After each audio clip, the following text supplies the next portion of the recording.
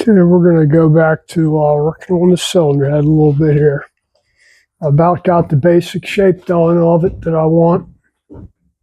We're just doing the intake ports right now. I'm not spending a whole lot of time doing the exhaust ports because there ain't a whole lot I can do to them except for fix the floor on them. There goes Pedro. Finally gave Chicken a name. Came up with Pedro Gonzalez for whatever reason. It's just one of them names that comes out. All right, so I thought I'd go over my rig a little bit here. You know, I'm using the rotary tool here, electric rotary file, whatever you want to call it. Out here, I'm just using this kitchen tray right here, this little utensil tray to keep bits and burrs and some other stuff too. It's my little key for the handpiece there. So these work out pretty good. Keep your various mandrels in here. And this isn't all of them, but keep most of them in here. And burrs.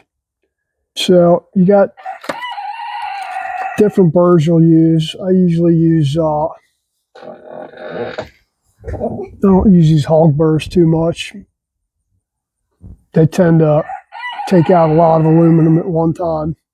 I use these general purpose burrs right here, which were cast iron or aluminum. These hog burrs like this here, they're like a fast cut for aluminum. And you got various sizes you'll use, shapes and sizes. You got some like that little ball right there. Sometimes you use that, hardly ever, but once in a while you do. So when you're using these general purpose ones, you want to use lubricant with them because they will gum up with aluminum if you don't use some kind of lube on them. I usually use wax. I'm out of chain wax right now, but chain wax works good. It's easy to come by. The other wax comes in a little pot. It's porting wax basically. For you just dip the burr in there and then go to town. The chain wax and the aerosol cans a little bit easier because you can just keep it right there and spray it. It's cleaner. And various sanding rolls here in various shapes and different grits. Now, what you'll find happens is with these, if I got some here, yeah, is as you're using these, the grit will start to wear off. So like if you're using a 340 grit, that's pretty fine. What happens is you're using it, let me see if I got one here. It'll get pretty bare to where there's hardly any grit left on it at all. And once that happens, that actually works out good. You want to save that one because when you're doing an exhaust port or the combustion chamber or whatever you're trying to polish, it'll actually start to polish it with because it ain't got no grit on it, so it'll start to polish it out fairly decent. On some of these heads, you'll find that the angle, especially on the floor here, that you can't really get into it really good. So if you get a longer shank mandrel, it gives you a little extra bit of room to get in there. And when you're doing this, you need to be careful. Not so much on this one, but it does happen when you're doing this. If you're hitting up against the head there, you can gouge the edge of the cylinder head right there with the edge of the tool here. So just be careful of that. You hit this thing a little bit here. About got that intake the way I want it as far as the transitions over here and over here. Coming into the port there. Just about anyway.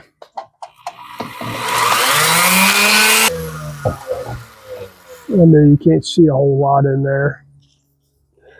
But I did put epoxy in these, mainly on the floor right here, where that sharp edge was, to build it up to basically to raise the floor up slightly.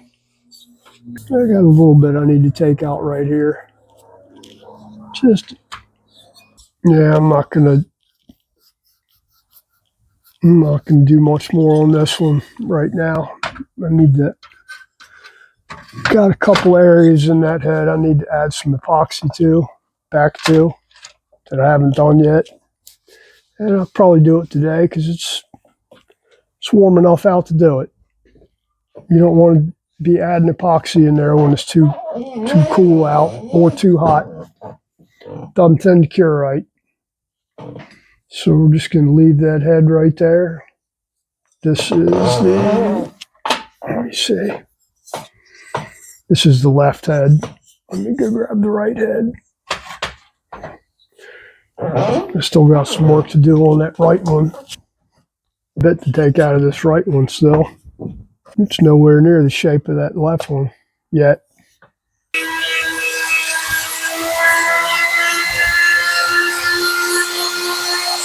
We're going to get it down to our basic shape, and I got to add some epoxy to this one too. So we're going to keep going with it till we get it about where we want it, and figure out exactly where we need to add epoxy back to this thing. Let me put a little bit rougher grit cartridge roll on here. So on these heads right here, I know I'm not, it's kind of a losing battle. Well, not really, but you figure this bike right here, this R80, I think stock, bone stock, made about, I don't know, 45 or more horsepower, 42 to 45, somewhere in that range. No more than 50, certainly. But, you know, I got in these things, and I'm, looking at them and seeing they don't make a lot of power. They just don't. I got to looking at the cylinder heads, and I'm like, well, yeah, the valves are toast.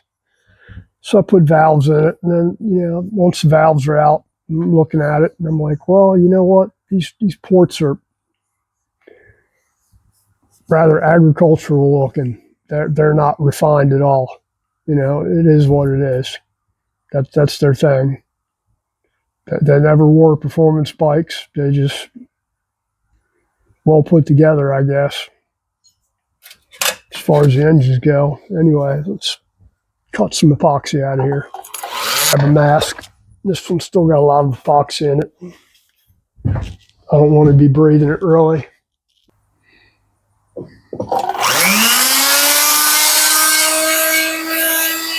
I mean, my train of thought here is that, if I can get 60 horsepower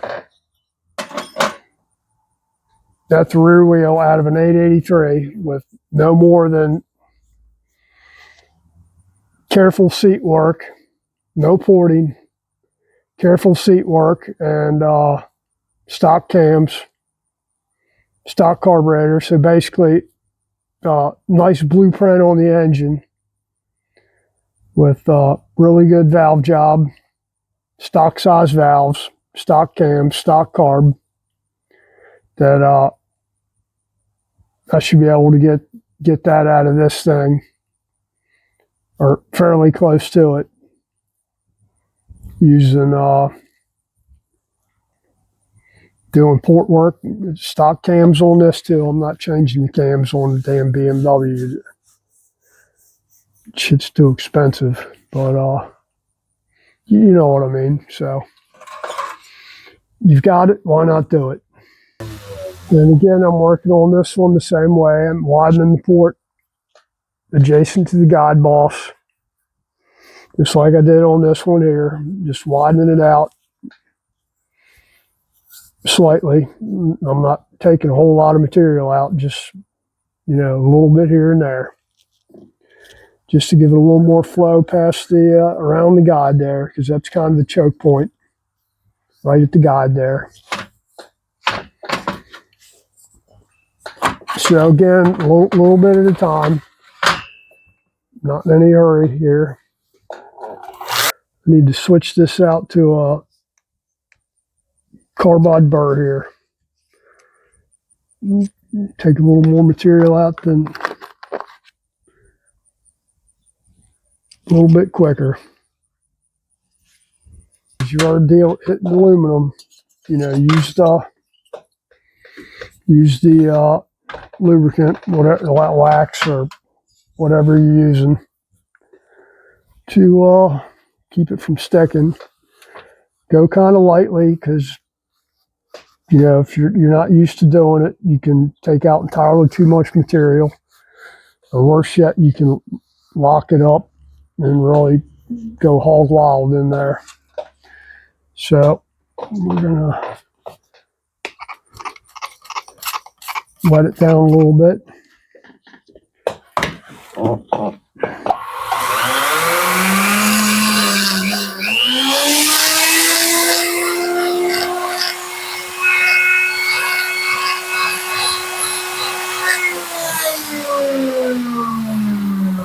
And I'm just widening it just a little bit here.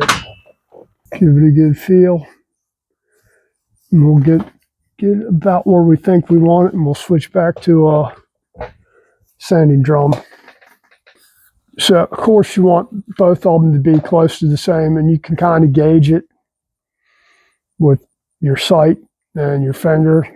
Make sure you're getting the right width in there. If you don't want to be a stickler about it, you can take a T gauge and stick in there and measure it to make sure. On some heads, not on these, but on some heads, you need to pay attention to where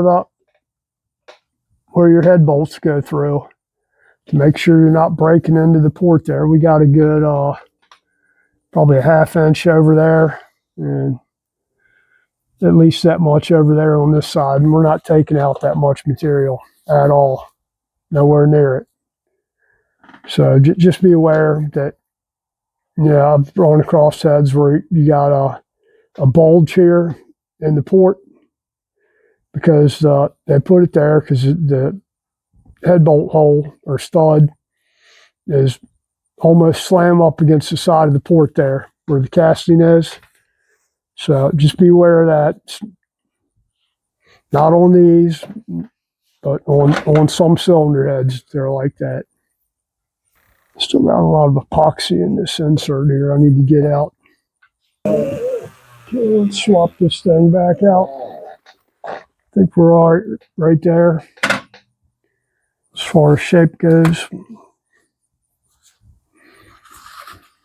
And maybe a little more right there. Just a touch on the side there. And on this side too. Just past where the insert goes in there.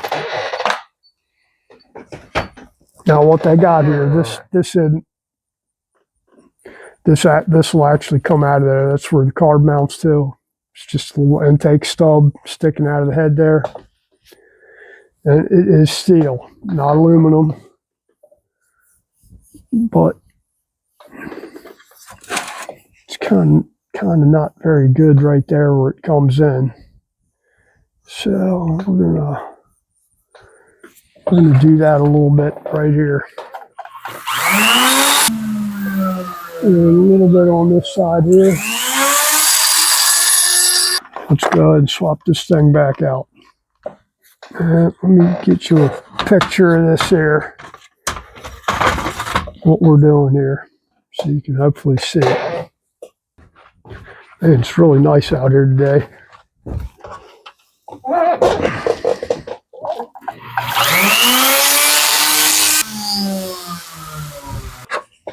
Okay, let me work on this bottom side of this thing a little bit.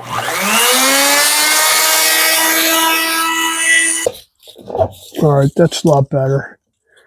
Let me work on this radius a little bit here, since it's hard to get in there really.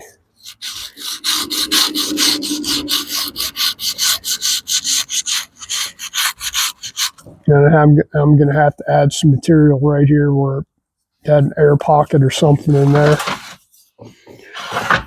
which typically you don't want an air pocket. I mean, typically epoxy really isn't the way to go. Ultimately, you'd want a little pencil TIG torch, water-cooled little pencil TIG torch, and build it up with aluminum. But I don't have that crap anymore, so it's kind of hard for me to do. We went from doing it that way, from doing it with epoxy, not even good epoxy, using like Marine Text or Marine Tex in the 80s and early 90s, to using epoxy or using TIG torch probably about 93, 94, somewhere in there. And because I'm poor and don't have equipment like that anymore, it's have to do it this way for now. It's a lot funner doing it the other way, but you know, it is what it is. Make do with what you got. And I'm going to have to fill this one in too. I've got several places in here that are void of epoxy. I guess I got a little happy putting it in there. Not a big deal. But we got a pretty good shape in here now.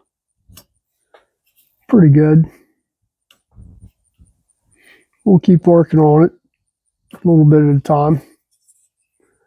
Not in any hurry.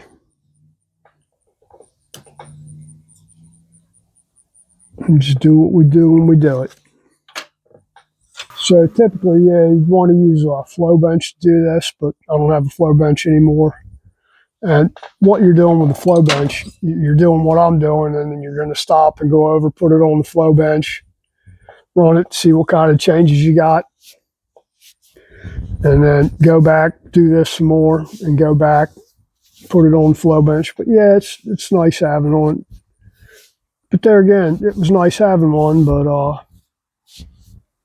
you know, it's I don't have one now.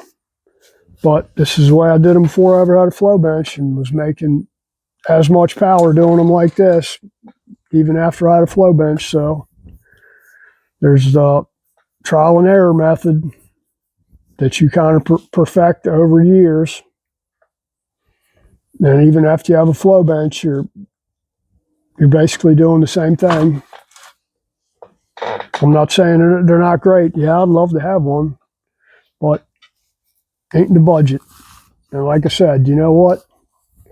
Had one before and was making as much, if not more power doing it. Or not more, making as much within a couple of horsepower of doing it without a flow bench as I was with using a flow bench. And what I found was, if I took a set of heads I did in like 91 or 92 and put them on, and compared them to something I just did in 96 or 97, that the ones I did in 91 or 92 were really damn close to the ones that were spending all the time on the flow bench. I mean, close. When I say close, I mean, you know, one or 2 horsepower difference.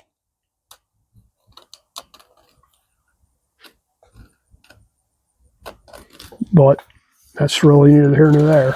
We're just cleaning these up. And I think we got this one okay. I do need to add, it's got a divot right there at the bottom.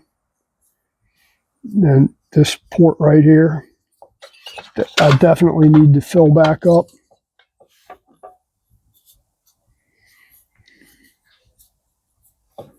And probably need to work on this insert some more too. It's like,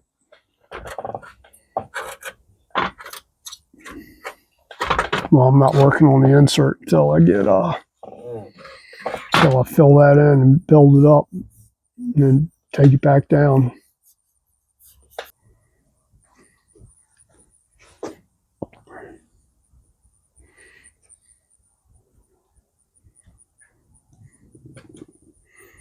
It's close. It's not perfect yet, but it's close. Still have to build it up. Need to work on it some more. But we're getting there slowly.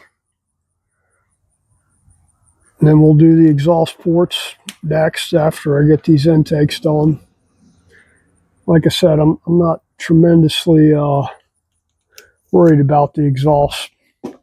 Typically, what I learned is that if the exhaust flow is within 60% of the intake, you're actually pretty good there. So that's the left head, and that's the right head. Like I said, still working on them, but we're getting the shapes down. And the exhaust ports are what they are. You know, like I said, if I can get them within 60%,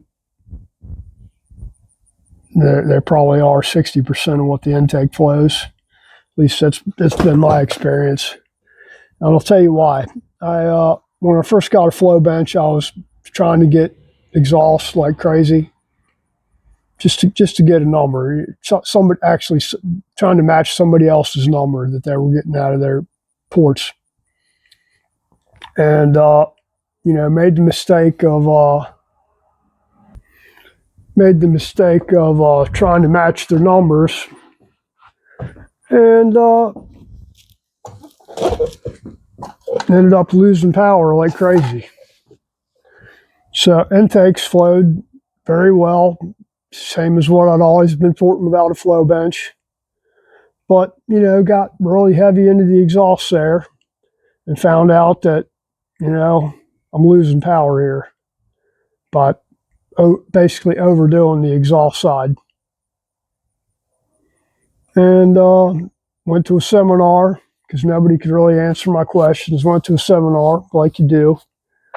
You know, I'm drinking a beer with a couple of guys, talking to them, and it was a super flow seminar. And guys like, oh, you know, if your exhaust is within 60% of what the intake is flowing, you're good to go. So there's really no point in doing any more because you're losing the exhaust port velocity if you work on the exhaust too much, and it's kind of hard to make that back up in an exhaust port. So basically, you know, go in there, work around the bowl a little bit. Don't worry so much about around the guide boss or anywhere else. Just, you know, improve the exhaust flow a little bit. You know, normal tricks. This sharp edge right here, you know, if you can knock it down, knock it down. Help the flow out of the port a little bit better. You aren't as concerned with it as you are on the intake because you're blowing gas out. You're not sucking gas in. And keep the port velocity up in the exhaust ports. And I think what I might do, I've got some old torque cones out of a Harley that I may try and machine down and put in the exhaust here to close these exhaust ports up a little bit. As far as the put a taper on them. You know what a torque cone is. It's just a tapered cone you stick in there in the head pipe when you bolt it on. We may or may not try that. Have to see how this thing runs when I'm done with it. If it needs a little boost of torque there somewhere, I might put those in just to try them. I've got a set around here somewhere that I can surely get them to work in these head pipes, or close to it anyway. We'll come up with something. Anyway, I think that's about it for today. I'm going to go eat some lunch and come back out here and try and put some epoxy in these things where I need it, where I messed up those areas, or bad adhesion or air pockets. I think it was air pockets in there because this stuff is really stuck good everywhere else. Just didn't when I put it in there, I didn't really finger it in there good to get it to stick in certain areas. And we'll do that. So hope everybody has a good weekend coming up, and take care. Thanks for watching. Thanks for liking. Thanks for subscribing and all that stuff. And you guys take care. Let's go eat lunch.